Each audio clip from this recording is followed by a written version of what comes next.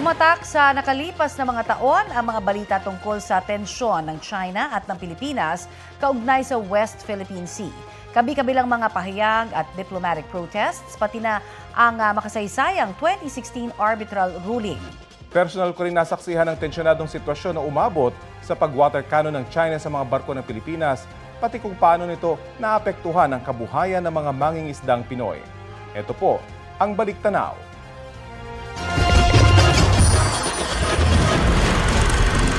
Wala pa rin bumibigay sa pagitan ng Pilipinas at China sa standoff sa Panatag o Scarborough Shoal. Agresibo ang expansion na ginagawa ng China sa West Philippine Sea sa kabila ng inihain na arbitration case ng Pilipinas. Mabuhay ang Pilipinas!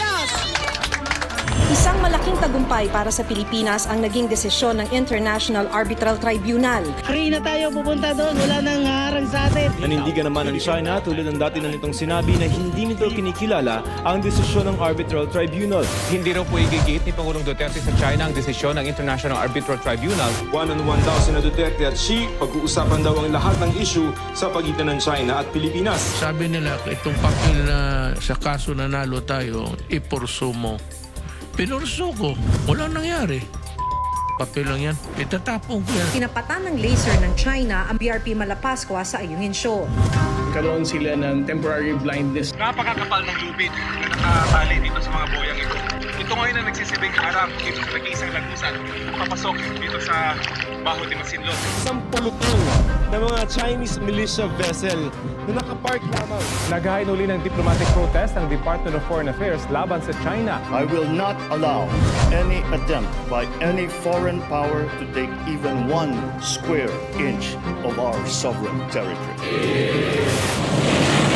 Sa aking pagkakaalam, ito yung unang pagkakataon na nakalapit ng ganito kalapit ang isang barko ng Philippine Coast Guard dito sa Baho de Masinloc. Pinaliguan na ako ng water cannon ng China Coast Guard. Lapitan nyo kagad yung lapitan nyo kagad. Kinuha nila para trap. Pawara, babanggain kayo. Ayon sa AFP, nang makita ng mga Chino ang laman ng package, inihulog nila ito pabalik sa dagat. The PLA agents have no authority to be within our exclusive economic zone. They should not be there.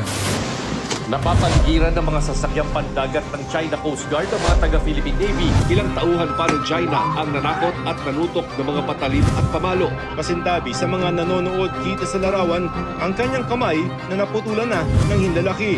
Mainit-init na balita ang karoon ng panibagong tensyon sa West Philippine Sea. Tinarget ng water cannon ng China ang MRRV 4406 o yung BRP Suluan.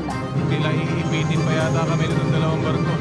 Bukang harangan yung paglapit namin sa Baho de Masinloc. Nagkabanggaan ang mga barko ng China Coast Guard at People's Liberation Army Navy ng China. Kami ang inyong mga kasalo dito sa Balitang High.